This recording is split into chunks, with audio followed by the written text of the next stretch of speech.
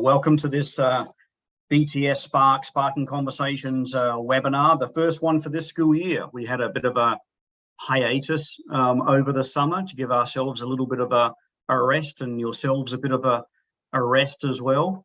But we're now back and raring to go. For those who haven't tuned in as yet, I'm Sean Slade. I'm one of the two co-heads of education for BTS Spark in North America, along with Alyssa Gallagher, who is based over in LA. I'm based over in the Washington, DC area.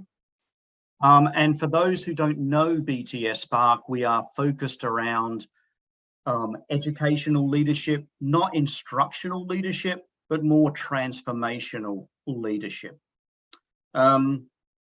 I probably don't have to go over the Zoom logistics very much, but just in case anybody is new to Zoom, which I find very hard to believe after 2 years of pandemic, but you are able to adjust the way that you see this webinar. So if you click onto the tab up the top, you can adjust and slide how big or how small you want the PowerPoint presentations, which will give you a bit of a guide of the discussion, and how big or small you want the panelists and them talking as well. Now, it looks like we are still waiting for Andy Hargreaves to tune in. So once we have him, we can pose some more questions to him as well, but he is expected very soon. We will be having some chat function and also some questions. So if you want to share where you're from, what questions you might have, put them in the chat box. Others can respond to them. We are going to have a Q&A section at the end as well. So please put in any questions that you may want asked, and this could be any time during the webinar, into the question section as well. So, clicking on. All right, why are we discussing this topic around education in times of confrontation? And we actually wrote an article about this that we put out in Ed Week probably last month, because what we wanted to do with these conversations, we wanted to not just talk about the things that we do here at BTS Spark or the things that are prevalent in the education world, but we wanted to start to target problems of practice. And one of the biggest problems of practice right now is how we start to deal and how we start to lead as school leaders in this era of confrontation. We've got so many people resigning or changing careers or changing course or changing direction. We have lots of people who are retiring early, and then other people being moved into these positions of authority and leadership, which they're probably grateful for, but at the same time, they're probably also a little bit petrified about. In the article that we put out, here it is on August 4th, we were talking about the idea of how do we collaborate in these times of confrontation, because a lot of the work that we do at BTS Spark is looking at how do we work with others in our school and in our community, and how do we sort of develop that team ethos and culture. And some of these terms like sharing the load, working together, getting buy-in, those things are easy when times are good, but they're far more difficult when times are tough or when times are risky, when the attacks are becoming more and more heated and more vitriolic as well. So we really asked the question in the article about, is collaboration worth it during these times? And then if it is, what do we do about it? Because if you look, we've been through 2 years of the pandemic where school leaders were often the ones who had to make those decisions, whether to keep schools open or keep them closed, mask policy, online policy, hybrid policy. And at the same time, they were juggling the needs of their students and their staff to get Wi-Fi access, to get lunches, and to get some of those basic support services. It's been a really, really stressful time, and our educators and our leaders should be complimented and continue to be complimented for the efforts they've made. However, we seem to have this, I don't know whether it's a burning desire to have controversies in education or burning desire to keep tensions high, but we now have a new host of issues that we're having to deal with, whether it's book banning or critical race theory, or even making decisions around masks again, and whether we stay open or not. It seems to be a little bit more vitriolic and a little bit more difficult for teachers and educators to make some of these decisions. So, as I was saying, collaboration, it's easy when times are easy. It's needed to really make some systemic and meaningful change. It's a lot harder when times are tough. Before I introduce our panelists, I just wanted to make one other thing clear as well. One, when we seek out the panelists for these topics and conversations, we bring specific people in because of their expertise, their knowledge, their background. Hence, that's why we have Errol and Lacee and Andy. We typically try and get or seek out a school leader, per se, somebody who is a superintendent or a state director or a principal. For this topic, I purposefully didn't invite in that person, and I want to be upfront about that. I didn't invite in a school leader because I felt that this topic may be a little bit personal. And so rather than us having someone to say, yes, this is the controversy I'm dealing with, or I am trying to deal with, and putting their vulnerability out there, I felt it was a little bit safer for us to talk from what we know as education experts and leaders, and as coach experts and leaders. All right. Well, that's enough from me. I'm sure most of you, or many of you, didn't tune in to listen to me talk, so I'm going to introduce our wonderful panelists, and if they can come off their microphones in a minute as I introduce them, that would be fantastic. I see we do have Andy Hargreaves. Probably needs little introduction to the majority of people here on the webinar, but if you do need an introduction, there's a rather long one there. But basically, Andy Hargreaves was a professor and still is a professor, though away from Boston College, now living in Ottawa. He's a speaker, an author, advisor, researcher, advocates for equitable, inclusive education, has been doing a lot around well-being and engagement lately, put out a wonderful book with ASCD just recently, and he's the director of CHENINE, Change, Engagement and Innovation in Education at the University of Ottawa. So welcome, Andy. Hello, Sean, and delighted to join this great discussion. Yeah, it should be fun. And a little surprise for you, that's a previous picture of Andy. You have the live one right there in front of you, but there's also this one that came across Twitter recently as well, where I believe you were getting another doctorate from, where was it, Bolton University?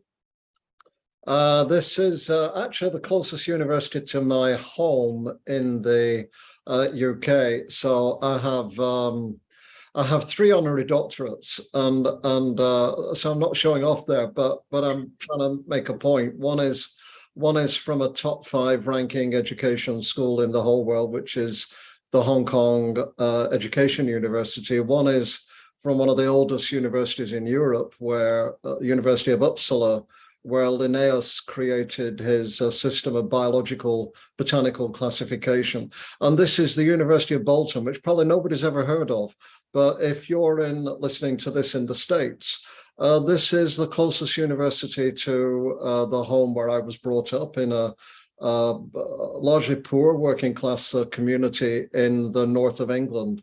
And I have to say, to be honored by this university in that community on a day when many of the graduates were graduates in nursing and came, their families were families like the family I grew up in, often clearly the first who'd completed high school, gone into college and so on. So this actually means more to me even than the others. And that is a great colleague of mine across on the left there, laughing out loud. That is David Hopkins, who is an international expert in school improvement and a former Everest mountain guide. Oh, well, there's a couple of claim to fames that I can't even begin to tackle. 3 honorary doctorates and a Everest guide as well. Wonderful. Welcome, Andy. We also have Lacee Jacobs. Lacee is the outstanding Director of Diversity, Equity and Inclusion here at BTS. BTS is our parent company. So BTS Spark is the not-for-profit practice that focuses on education and non-profits, and BTS focuses on all companies globally. But Lacee has been, she's previously been a coach with BTS, so comes with a lot of coaching experience, but came into the role probably, about a year and a half ago, Lacee? Exactly. It's almost been exactly 1 year, Sean. Oh, wonderful. Yeah. And has really made a difference inside BTS. I believe you were named also what? Was it most valuable employee or best employee? What was the title again at BTS? It was something like that. I think it's MVP. MVP. With a lot of humility, I was absolutely shocked by that award and also grateful. And I know that someone else on my team, Kate Hemingway, won it the year before. So what we take away from that is that people at BTS are interested in this work and they see value in it. Yeah, exactly. And it's, even though we come into these times of controversy and confrontation, it makes this kind of work and the work that you're doing especially even more needed. So I'm sure you'll find as well, Lacee is very humble, but I'm sure you'll find from her insights and her recommendations, her words are worth their weight. So thank you for joining us, Lacee. Glad to be here. Hello, everyone. And we're also honoured to have Errol St. Clair Smith, who is a journalist and executive producer at the BAM radio network that I'm sure that many of our listeners tune into, hear his podcasts and the podcasts of others such as John Harper, and also read their articles. And it was one of the articles that Errol had written probably last month as well, which we're going to cite in a little bit in the questions, that really got me thinking as well about inviting Errol into this discussion. Errol comes with, as you can see, a long background in education and in journalism that goes from Wall Street Journal to LA Times, Washington Times, PBS, and the list goes on, Errol. We could spend probably the next 45 minutes going through your accolades.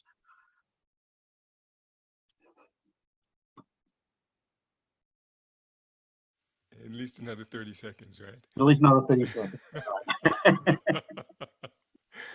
Very nice. Well, wonderful. And we'll touch on that article that Errol wrote.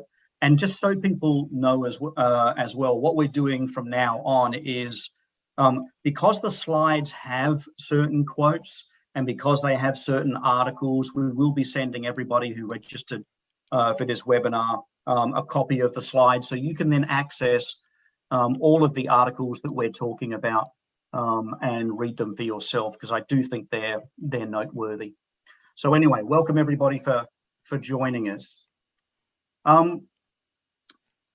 This is what we're intending that the storyline will be, or the path will be in this discussion. But as I was mentioning to the guests as well, I'm happy for them to ask questions and to comment and to rebut as well if need be. But the aim of this is for us to start understanding the complexity, the ambiguity of the world that we're currently in, and then to really focus on how that's affecting not only the education sector, but schools and individual schools.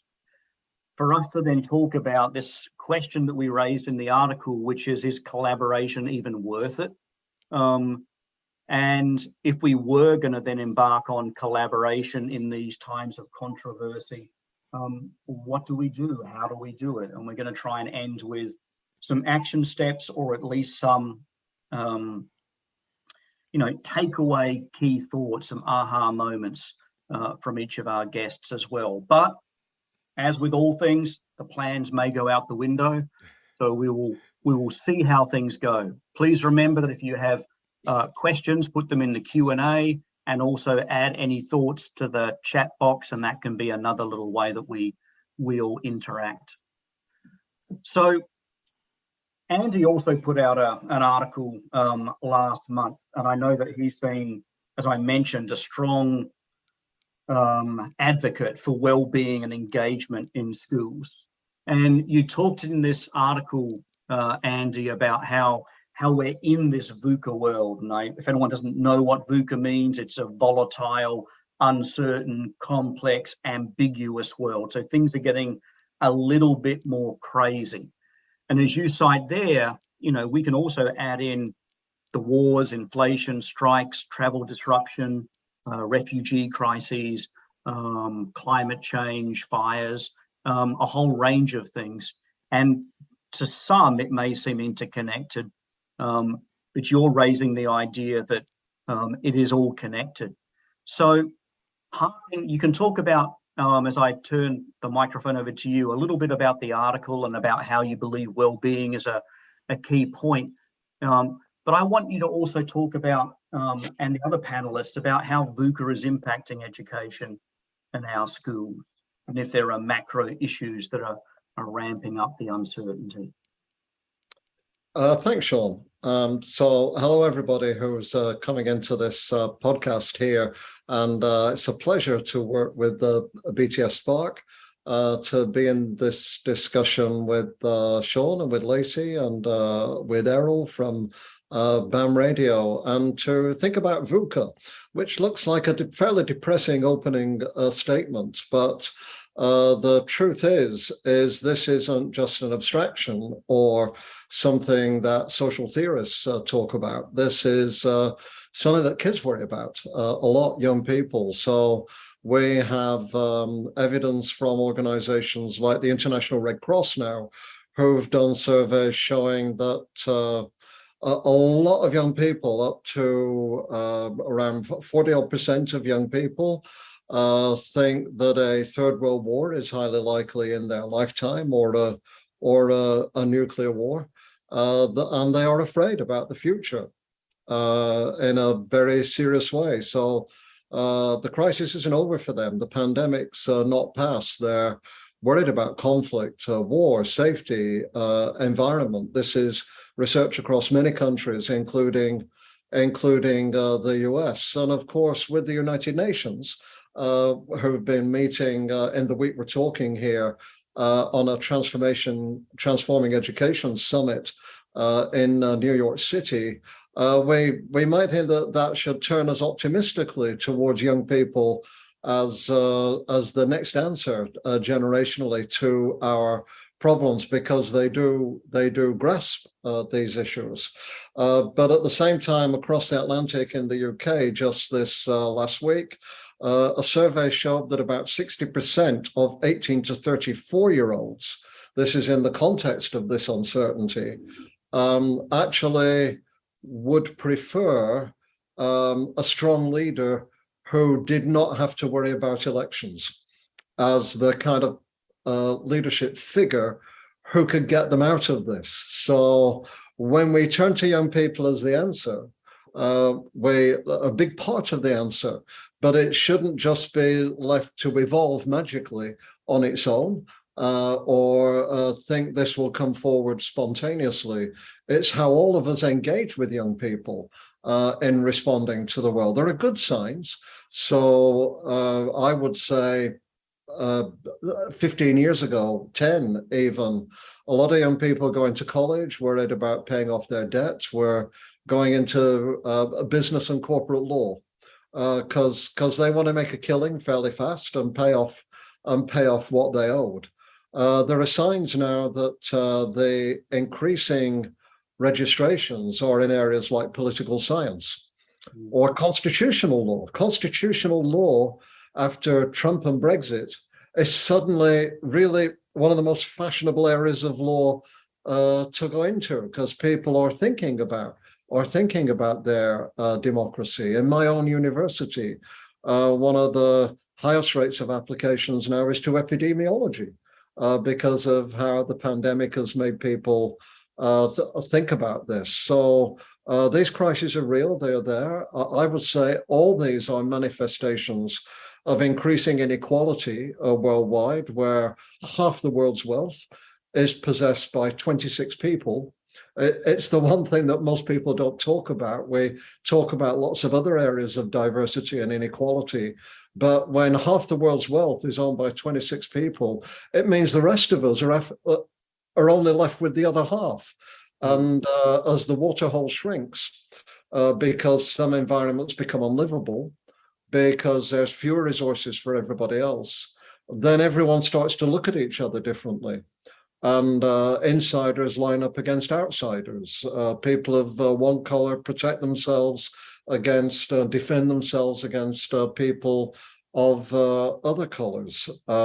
Social issues come to the fore, identity politics and so on. But we are in a world of growing inequalities that is literally eating up the planet.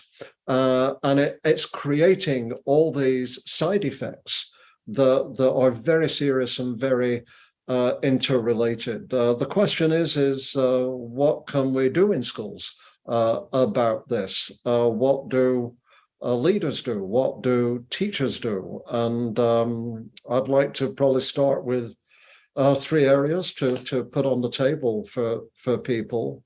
One is obviously to think about the most vulnerable, to think about those who have food insecurity. I just call it hunger, but we now call it food insecurity. Those who have post-traumatic stress as a result of racial violence within America, for example, or being refugees from conflict zones in Afghanistan and Syria and now Ukraine, coming into everybody's schools. And so how we deal with trauma, how we help all teachers understand that, how we pay attention to well-being as one of our first priorities, not as an afterthought or as an extra. That's clearly one of the things we need to pay attention to. A second is the curriculum. You feel better when you're learning stuff that's interesting and important and connected to your life. Well-being is not a carbon offset for a bad curriculum or a test-obsessed school system, or administrators who think that digital technology is the answer to everything. It's one way you get to well-being is through a better, more engaging curriculum where you love to go to school every day, to be with people who matter to you, and to learn something new. And so engaging our young people with these issues, getting them in dialogue, having them experience democracy in their schools, in the ways they participate in their communities, are involved in their own learning, can advocate for the ways they learn best, can discuss differences of points of view in ways that are well-guided, well-structured, and civil, and not avoided and put off the table. So social studies needs to come back to the center of the curriculum and not be way out on the periphery as it has been for a number of years. And I think the third thing is what you raise here, Sean, in your papers, which is there are profound differences of points of view about how we respond to VUCA, and what our experience of it is. Sometimes those differences of points of view are between the professionals and certain areas of the public. Sometimes they're among professionals. So I would say with collaboration is sometimes we we don't, even in areas where we broadly agree on our goals, leaders are reluctant to actually provoke disagreement or to surface it amongst their colleagues. So we think of collaboration fairly weakly as things like sharing practice and only talking about positive things that we're doing with our kids. But actually, there's little evidence that sharing practice alone has any impact on a student's learning and on students' well-being. We have a big project here up in Canada funded by the Lego Foundation, where we've created a network of 40 schools using play-based learning in grades 4 to 8, where play gets harder because the kids are bigger, there's more testing and more content. Focused on minoritized communities, Indigenous kids, historic African Canadians, kids from poor families, and so on. And we're bringing these schools together not just to celebrate what they're doing about play, but to challenge themselves and to challenge each other. When is play superficial? When is it a distraction from deeper learning? When is play not joyful, but serious? Hamlet's a play, but Hamlet isn't always joyful. So we want people to think more deeply about the kinds of play that can help learning and well-being for their most minoritized students. And the kinds of play we should probably leave alone or put to one side or do less of. So part of our job, even where we all agree on the broad goal of where we're going, is to push each other harder, deeper, and to raise disagreement amongst ourselves. When we get the hang of that, then we have some clues about how to manage disagreement where we don't agree on our broad values and broad directions. We disagree about creationism versus evolution theory. We disagree about the kind of texts that are in our schools. We disagree about gender-neutral bathrooms, although that's one of the most ridiculous things I ever heard. Airlines have had gender-neutral bathrooms ever since they went into existence. And if our leaders could have a sense of humor about things like that, I think we get everybody to move past them pretty quickly and start focusing on the things that really matter with it. I think if all of us had a good sense of humor, we could, things would be a lot more collaborative and easy to discuss. I would echo exactly what you're saying, Andy, and especially around the play as well but it really comes down to us understanding what we're trying to get out of that activity and pushing ourselves somewhat harder. You've raised a range of issues there that have come out of VUCA and Lacee. Before I turn to Errol and to showcase some of the work that he was doing in that article, I'm just wondering how you in the world of DEI have been impacted by VUCA. Have you seen things change in your scenarios over the last couple of years, or is there a bigger demand for the work around diversity, equity, and inclusion? Sean, it's such a great question. I want to piggyback off of something that Andy had talked about too first, to talk about how this relates to education. I used to work as a coach for an early education center, and there were 10 where I would coach the directors. And when I think about VUCA and the complexity, I think about not only have we seen a lot of children coming into the education space, school systems where they have experienced trauma, not even just PTSD, in some cases, PTSD, complex trauma, that the teachers are experiencing their own share, the challenges that they're having and their ability to serve the students, their need for their own support.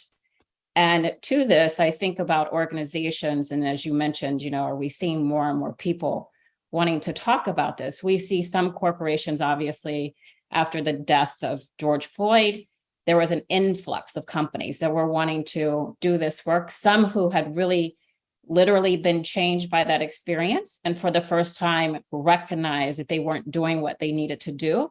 and wanted to step up to the plate and do something different. And then some who wanted to check the box because it was the public thing to do. And now we're seeing a ton of controversy around talking about confrontation around, well, if we keep focusing on marginalized communities or people in these conversations, we are eliminating or not including other people.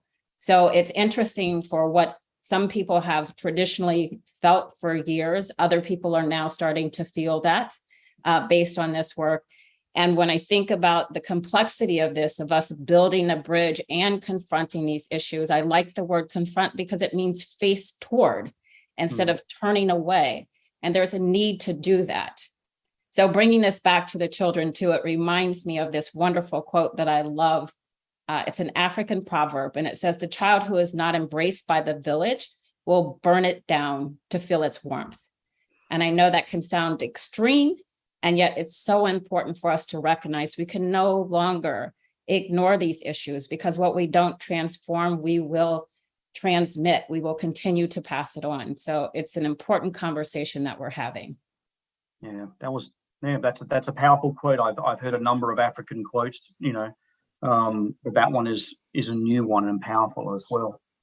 I'm going to turn on to Errol now as well, because the article that you wrote, Errol, I thought was wonderful, and we're going to go through in a minute and show some of all of the questions that you posed. But it was 21 back to school questions I wish we didn't have to ask, and you really focused those questions on the issues that are currently out there, ranging from the bigger VUCA to the micro VUCA, the macro to the micro. But you were asking the question about how is this going to impact our schools, not only obviously the students, but also the teachers. So I'm wondering if you can outline and follow on from what Lacee was talking about in terms of, and Andy, how these VUCA issues, local and global, are impacting school. Sure. First, let me say that I'm sitting here listening to both Lacee and Andy, and I deal with these issues every day, but for some reason, just hearing it today, it was overwhelming. And I bring that up because typically, going back to what Lacee was saying, I'm normally a very strong advocate of confronting. I think it was James Baldwin who said, not everything that's faced can be changed, but nothing can be changed unless it's faced. I'm a strong advocate for that, but I understand that these things are so complex, so intense, so profound, so overwhelming that I understand why many people are just saying, you know what, especially in the education space, look, with everything I'm dealing with in my classroom, you want me to think about all of these other external issues as well. So I get that, but it's clear to me that over the 14 years that I've been producing education programming for national associations, PTA, National Association of School Administrators, school superintendents, principals, ISTE, I've seen an evolution. Typically, what would occur when we would do an interview is there was before the on-air light comes on, where real conversation is happening, and then as soon as the on-air light comes on, we get professional, and our conversation is in a very narrow band of safe, obvious things that almost no one would disagree with. And then as soon as the on-air light goes off, suddenly the conversations, the things that I would begin to hear. Of course, my job, what I'm doing here today, it's not my job. I'm normally a fly on the wall, just listening and listening keenly across a wide spectrum of education stakeholders. And what's clear to me now is, the first thing that became clear was that something changed over the last 2 years, where a lot of those discussions that were sequestered and only occurred offline are now coming online. I'm now seeing and hearing the difference between the past, where no matter what was going on, the general education mindset was circle the wagons. We don't talk about our shortcomings in public, just keep it positive. Now they're talking, and they're being very open and very explicit.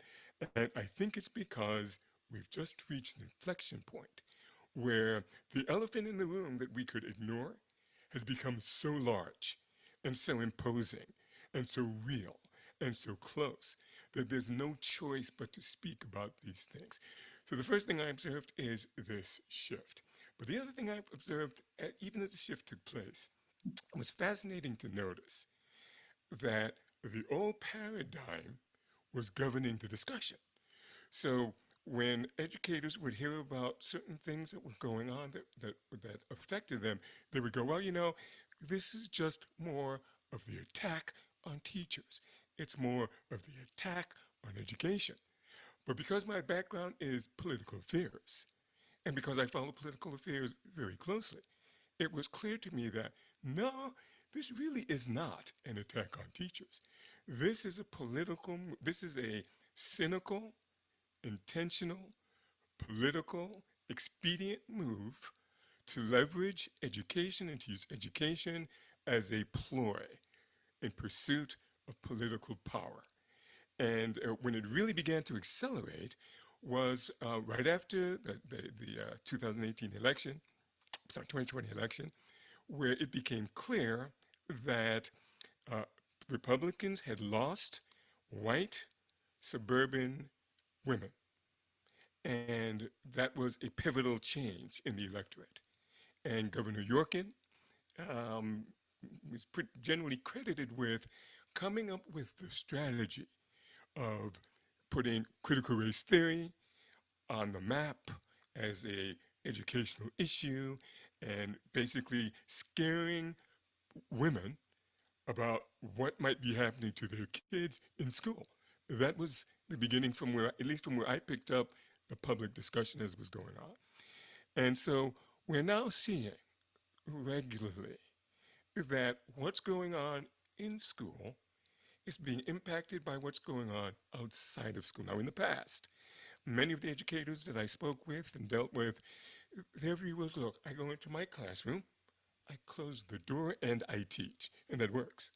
But now, they leave politics outside, but now politics is reaching into the classroom in terms of book bans and tip lines where if a teacher says something that is not recognized or appreciated by policymakers, it can be reported, they can be fined, they can lose their jobs.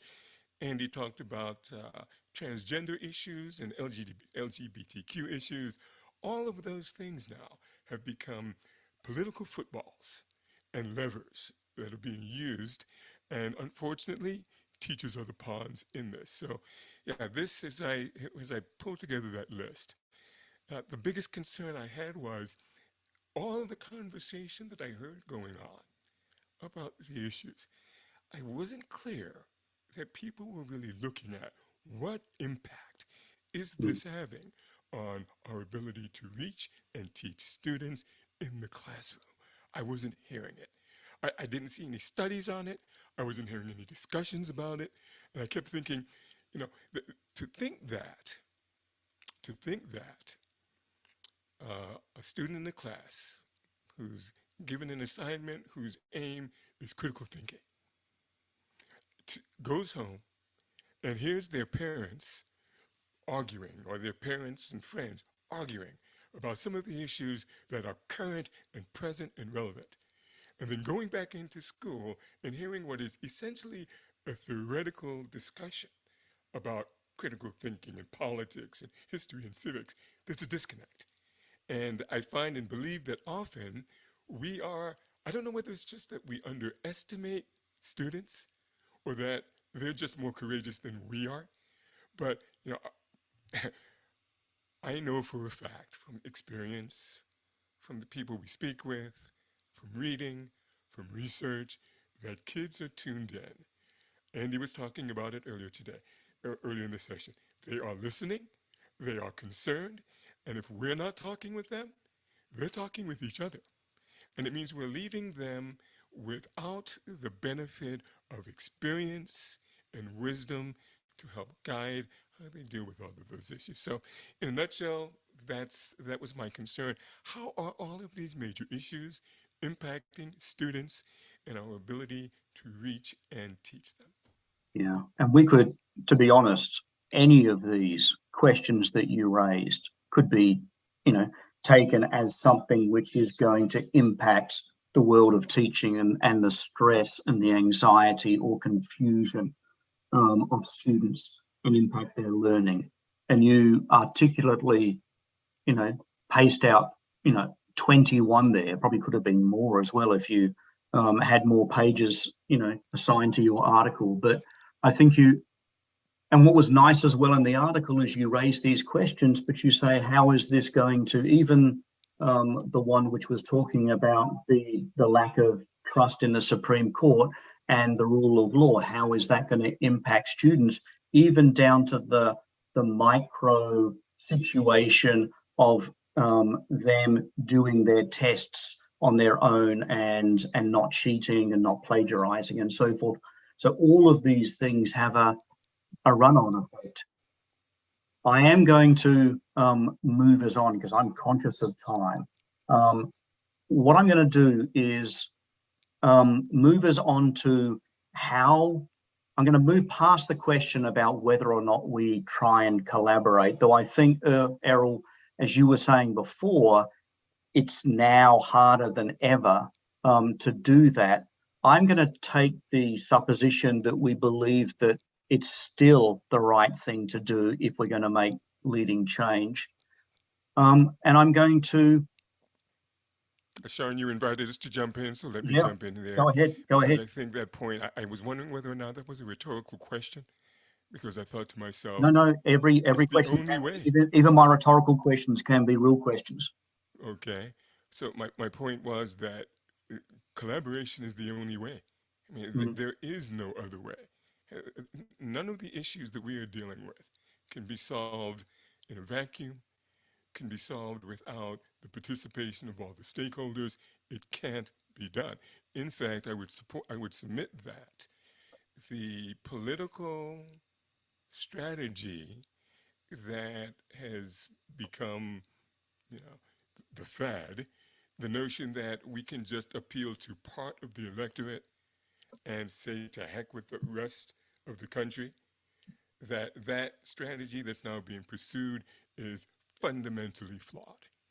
And eventually it will fail because there is no way that a country can succeed by ignoring half of its populace.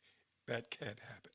So we have to find a way to collaborate. We have to find a way to communicate. We have to confront these issues, and we have to approach them collectively. So I just wanted to not just pass by that question, because I think that question is essential. Yeah. Taking it from there, Lacee, can you give us, in the article that we wrote, and we had quotes from you and some leaders and some other coaches as well, you talked about starting with curiosity, and also starting with compassion. I wonder if you can elaborate a little bit on that. Yes. And I love what Errol was saying in terms of, I also agree that we don't have any choice at this point. It is the way. It's what's in the way is the way. And I believe if we approach what's in the way, we will all be better off because of it. And so curiosity, it's not easy, to Errol's point again, in terms of people who are exhausted, who are tired, who have real challenges and concerns of just trying to survive every day. Curiosity is a very challenging thing to do in the moment.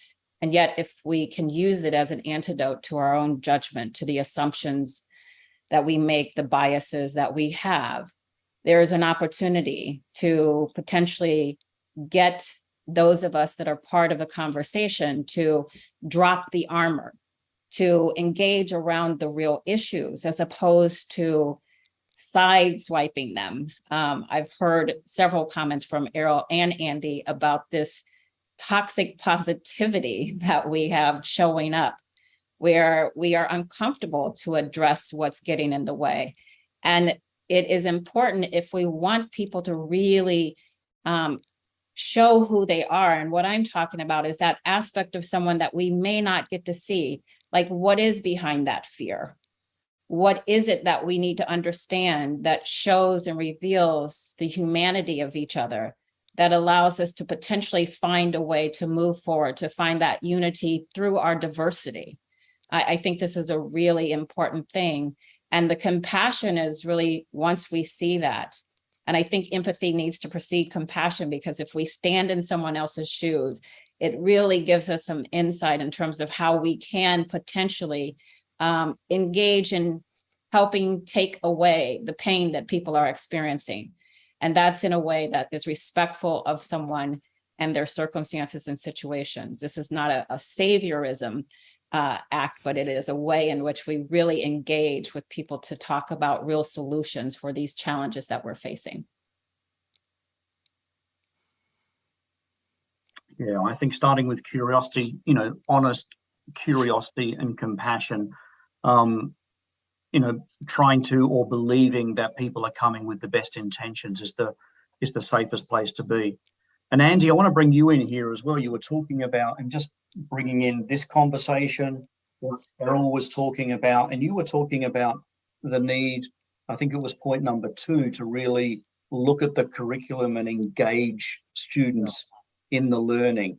And it's like, how do we do that when we have teachers who are perhaps reticent to engage them in these, current circumstances? Well, thanks, Sean, and that this is a great discussion, and I'm sure the danger is people may listen to this framework of VUCA, which I didn't invent, but have written about recently, and Errol's brilliant 21 points, and I may just want to go into a dark hole like Rip Van Winkle and not come out for 40 years. So the first thing is we just have to believe we can fix this. That's where we begin. We believe we can, and we insist we must, through every bone in our body and every ounce of our professionalism.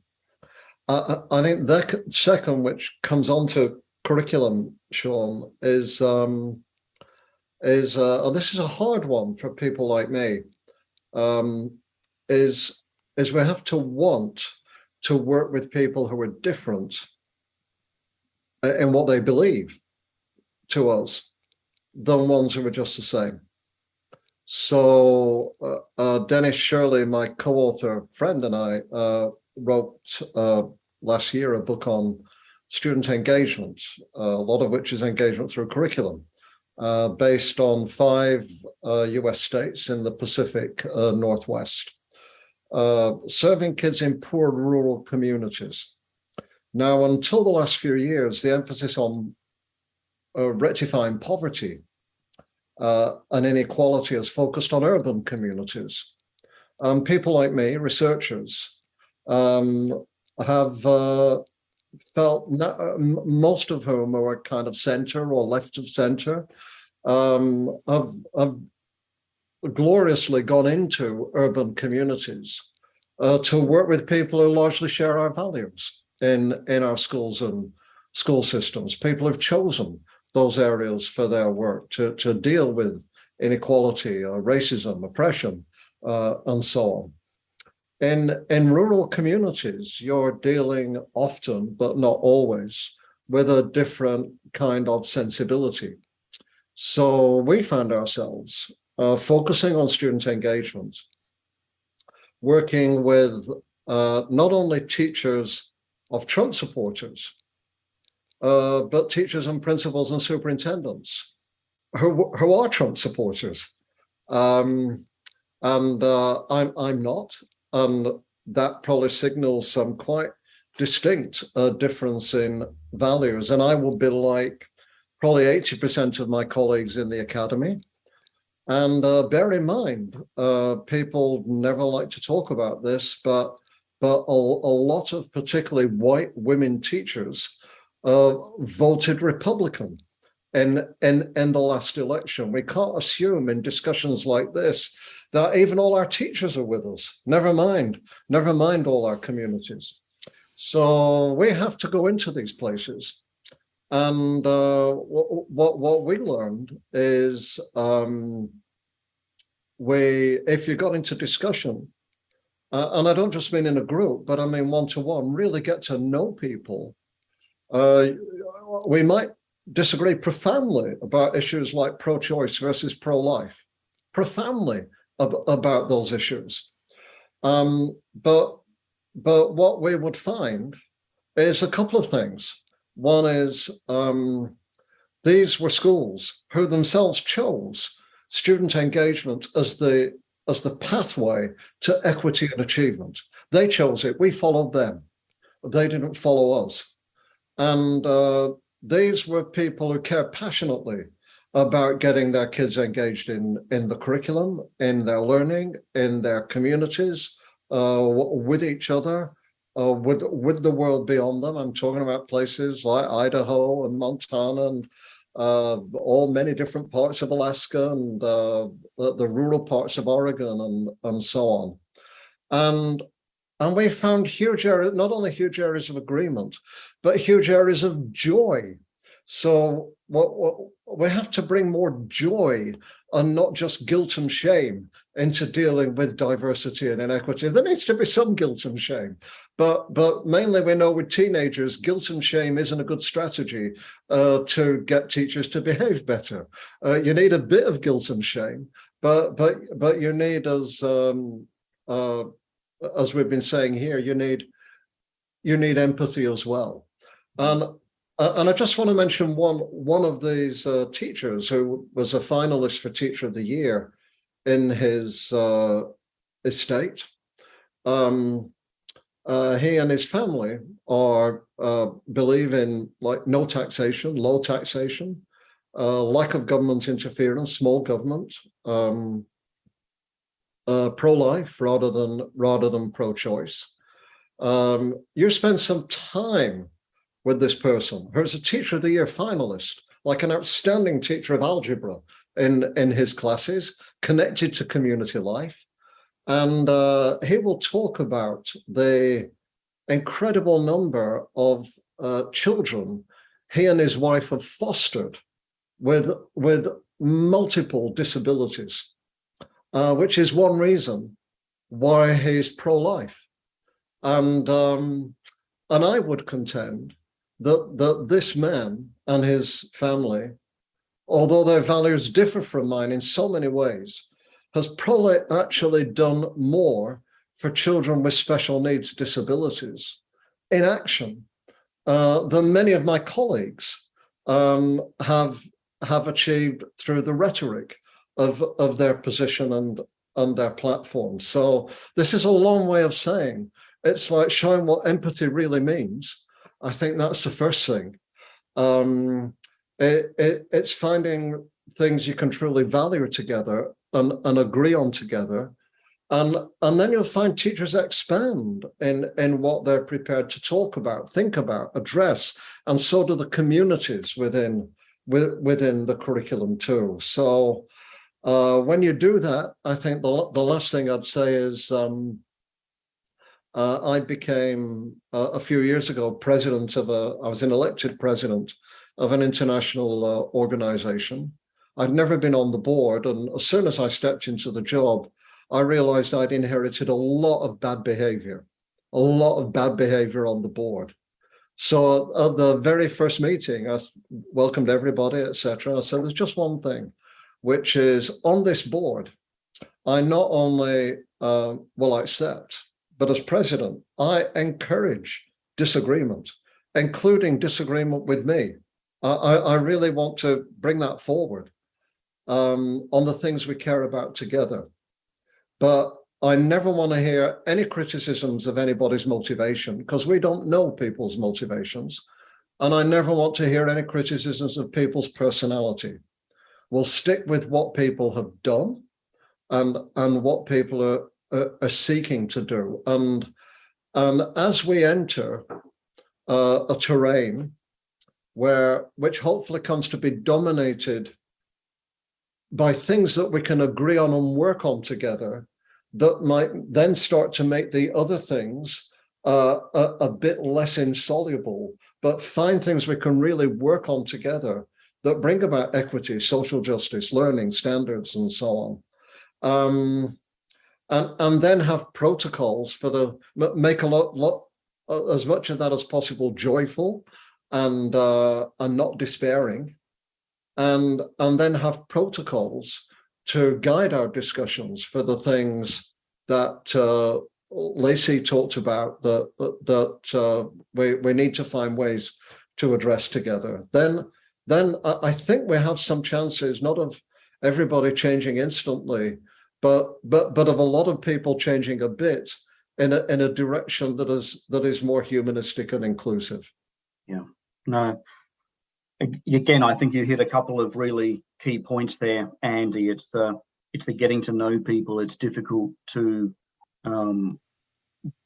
disagree fundamentally, or you can disagree fundamentally, but politely when you get to know somebody. It's difficult to be confrontational. And for many, the majority of people, they have some skin in the game regarding education, and they're looking for some educational outcomes. That's not ignoring what Errol was saying, because I do also believe that politics has infused itself enormously into education and found it to be a wedge issue that they can leverage for non-educational gains. But I do think if we are going to move forward, we need to start, walking the walk. I do have to move us on because we're near the top of the hour. And I also have to confess that we found out that the chat and the Q&A function has been disabled, so that I will take full responsibility for that. So if you had questions or if you were trying to chat, that's my bad. So we're not going to be able to get to the Q&A. What I will do, though, is just ask people if there's one point or one takeaway that you'd like people to think about from this session. We'll give you 1 minute to give that. So, Lacee, let's start with you. 1 minute recommendation. Well, I believe the takeaway here is that because we are talking about education, we need to center these conversations around the students, the young people. We need to include them. We need to see them. We need to hear them. I'm not sure whether it was Errol or Andy that shared this. I do believe we underestimate them. I believe they are courageous in ways that we could learn from. And we need to give them an opportunity to speak about the challenges that they're going through and hear them, and even give them a chance to share some of the solutions. What would they like to see us do differently? I believe there's some voice of wisdom there that we are missing. Thank you. Wonderful. Absolutely. Errol, what would your key takeaway or key actions be? There's so much, candidly. I'm trying to figure out what is most salient. I think I'll just go with this. We've got two very different visions of what America can and should be. They are mutually exclusive. I discovered exactly what Andy was talking about earlier, that there are as many people who lean left as people who lean right in education, and to assume that all educators are, that is a sort of a monolithic view. Big mistake I've made many times, and put my foot in my mouth and found out I was sitting in a room with people that I thought because they were educators, they thought A and they were thinking B. So the bottom line is we do have these competing visions, but if we're going to survive, we're going to have to figure out a way to communicate across those differences. And the thing that I've discovered that absolutely works is making a commitment to recognize and to never compromise the dignity of whomever you're speaking to. You can tear their ideas apart, but as long as you say, listen, I respect you, In fact, I've taken the time to listen to understand your point of view. I don't agree with it, but I understand your point of view, and I understand how you've arrived at the conclusions that you have. However, I disagree, and here's why. And as long as we don't bridge that chasm of undermining someone's dignity, it's magical, the conversations that you can have, as long as you preserve the dignity of the person that you're speaking to. So that would be my big takeaway. Beautifully said as well, Errol. Last word goes to you, Andy. Thanks, Sean. Well, following on from Errol in particular, the answer to almost everything is begin with yourself. Don't begin with coming up with what other people should do, but begin humbly with yourself and be self-critical, even and especially in public. So, very particular example, Sean knows, because he's coming hiking with me on the Appalachian Trail in October, that I'm passionate about the outdoors as a way into well-being and learning outdoors.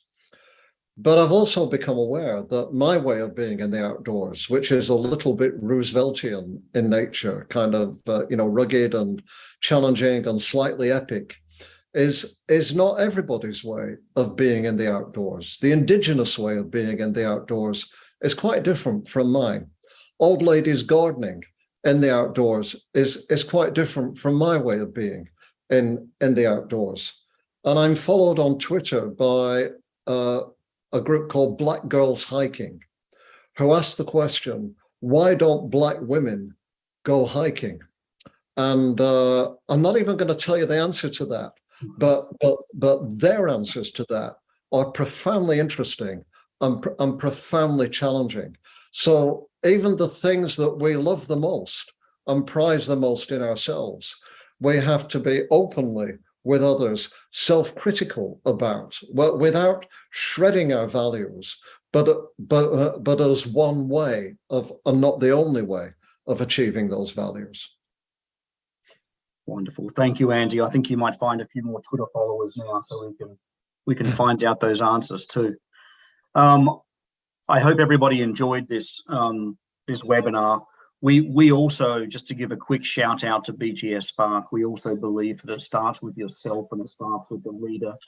And so a lot of our work is around transformational leadership and how you start to look at things differently, how you start to make impact. And we believe that the role of the leader, whether they're a formal leader or an informal leader, can be extremely impactful in changing that climate and that culture in the school as well. And if we're looking at ways of leading change, as I pointed out in that last little slide, we would be looking at some of these things around how to engage others, difficult conversations, but also your own personal resilience and also values that you hold, but also values that other people hold. And that seems to touch on to many of the points that Andy and Lacee and Errol have been making through this last hour and a bit. So I want to thank our three guests, Andy Hargreaves, Lacee Jacobs, and Errol St. Clair Smith. It was a fascinating conversation. We will be sending out the slide decks to people, and the articles that we cited are here, and they can be linked so you can read them in there. All those 21 questions in their entirety as well. So with that, I know we're over a fraction, but thank you very much to our guests. And thank you very much to everybody for tuning in. Have a wonderful day. Thank you, Sean and Lacee and Andy. Great listening to you and meeting you both. Thank you. Thank you. Same here. It's been a pleasure. Thank you.